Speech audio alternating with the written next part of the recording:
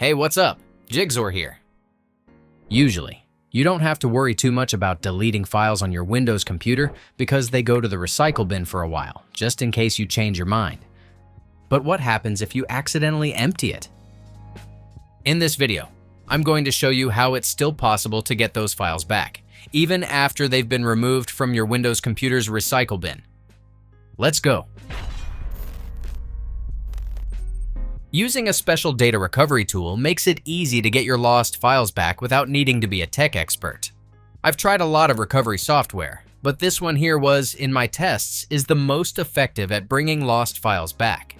It can recover nearly any type of files like documents, photos, videos, and more from different storage devices such as hard drives, USB drives, or memory cards, even if they were deleted, formatted, lost due to system crashes or viruses and other situations. So, if you need to get your files back, click the link below to download this tool to get 2 GB of free data recovery when you install it for the first time. Once you've installed the software, you'll see the main screen where you can choose the specific drive, folder, USB drive, or even the recycle bin where your missing files were stored. Next, click Search for Lost Data to let the software thoroughly scan the chosen storage to find deleted, hidden, or badly damaged files. Keep in mind that how long the scan takes will depend on how big your storage device is and how fast it works. If you find the files you're looking for early, you can stop the scan at any time.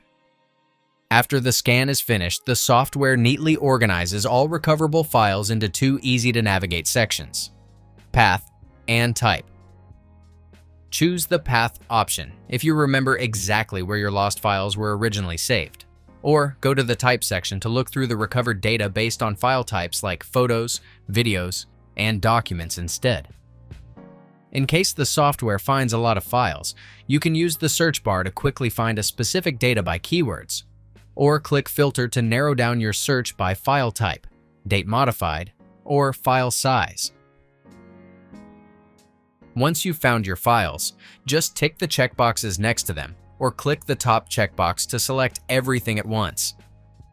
Finally, click the Recover button. Make sure to save the recovered files somewhere different from where they were lost, so you don't accidentally overwrite other data. Remember, scanning and previewing files is completely free, but recovering them to your computer requires a premium subscription. That's it. If I could help you, feel free to give this video a thumbs up, and don't forget to subscribe.